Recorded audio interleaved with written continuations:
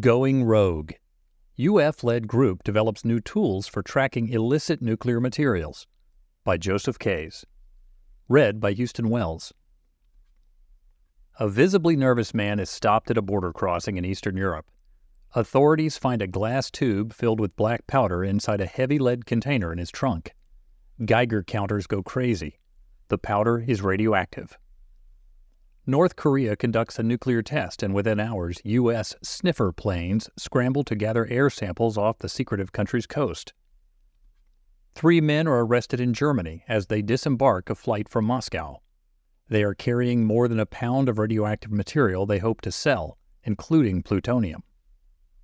The International Atomic Energy Agency, the United Nations nuclear watchdog, recently reported 344 cases of trafficking or malicious use of nuclear and other radioactive material since 1993. And while that number might seem small, the consequences of even one of those cases proceeding to its logical conclusion are so grave that the U.S. government and its counterparts around the globe invest billions to keep nuclear material out of the hands of bad actors. Since the dawn of the atomic age, but especially since the collapse of the Soviet Union in the early 1990s, the field of nuclear forensics has emerged as essential to tracking the movement of rogue nuclear material around the globe and to providing law enforcement with the proof it needs to prosecute the perpetrators.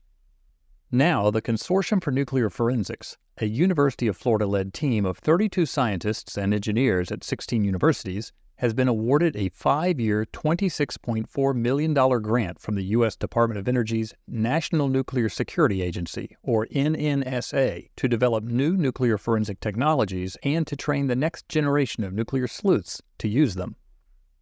Jim Bochick, the project leader and a professor in UF's nuclear engineering program, says new or improved scientific techniques developed in university labs will be employed in the DOE's 7 national laboratories around the country to test suspected nuclear materials for the FBI, the CIA, the Department of Homeland Security, the Air Force, and other law enforcement agencies.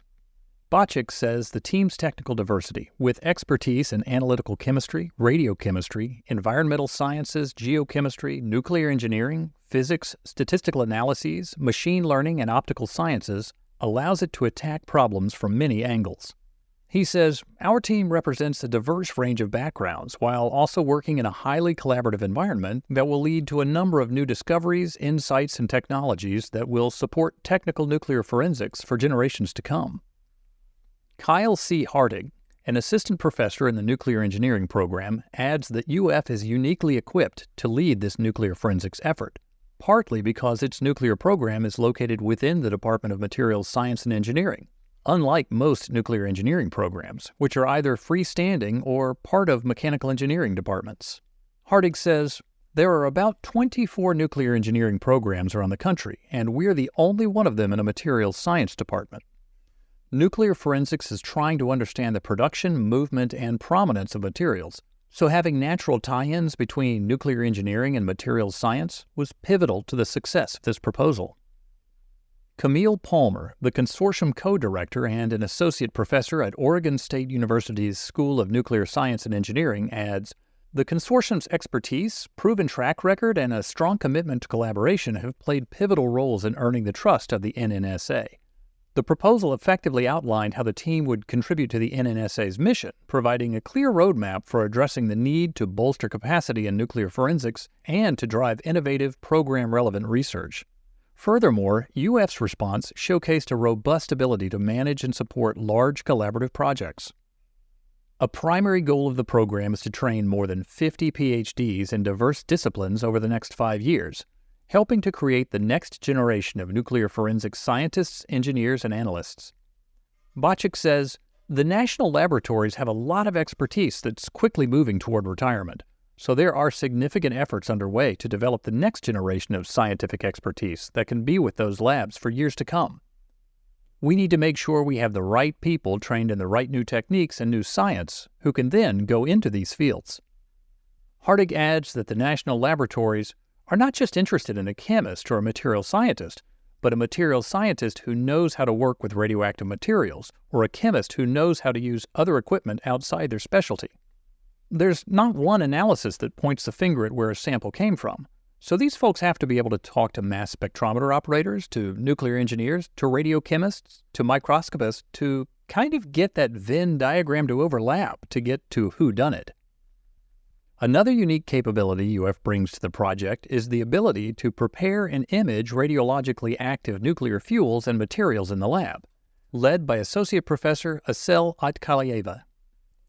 UF invested in state-of-the-art characterization capabilities for radioactive materials, a focused ion beam instrument and a transmission electron microscope, and built a secure lab for them where Atkalieva and her colleagues and students can slice nanometer-thick samples of material and image them at the atomic level.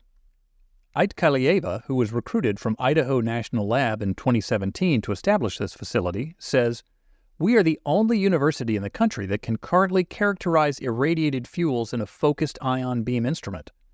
Universities typically do not handle irradiated fuels on campus." Atkalieva says these tools are key to understanding how materials degrade and how they behave in a reactor environment. In nuclear forensics, Atkalieva says, microstructure plays an important role. So the thrust she leads will develop new capabilities and methodologies to discover diagnostic features on scales ranging from a nanometer to a micrometer to a centimeter. Each material carries a unique signature based on how it was made and processed, she says. The team will use a combination of physical analysis and machine learning to extrapolate where a sample comes from based on that signature. This research could help reveal the production history of unknown nuclear material and therefore narrow down the possible origins of the material, Atkalieva says. Both UF and Oregon State have robust artificial intelligence machine learning capabilities funded by NVIDIA, she says. We are developing a machine learning workflow that should accelerate analysis without human error.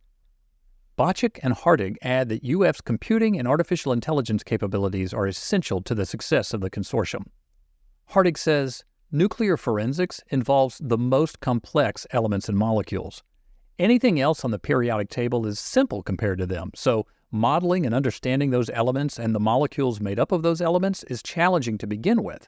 And then, to actually build the models, run the models, get good results, requires the most advanced technology. Access to UF's powerful supercomputer, HyperGator, will be especially important to some of the smaller institutions in the consortium, like the 5 minority-serving universities who will be able to really see what their codes can do using those resources, Hartig says. Bocek adds, also, having HyperGator is going to enable us to host a lot of data generated from this consortium that will be available to other scientists and engineers outside of the consortium.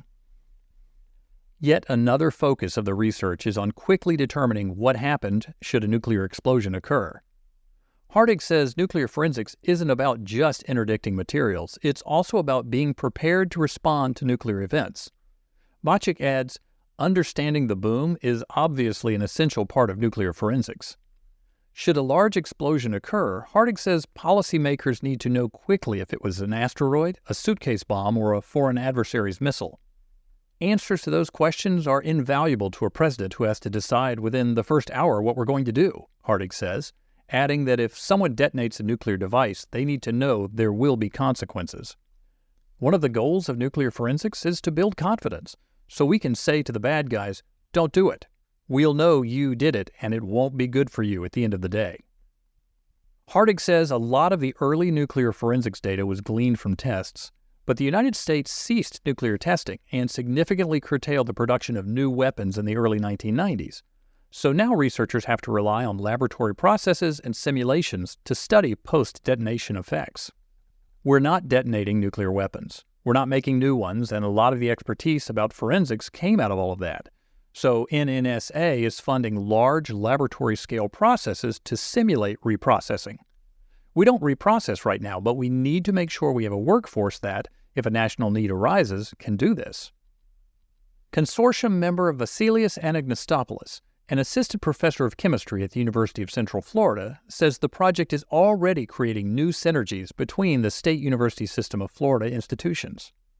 Anagnostopoulos says, the consortium provides a platform for discussions among scientists of different backgrounds, such as chemists, engineers, and laser scientists. This interdisciplinary approach paves the way for future collaborations on a wide array of topics, which is very important given the geographic proximity of our institutions. To find more stories about the fascinating research underway at UF, visit explore.research.ufl.edu.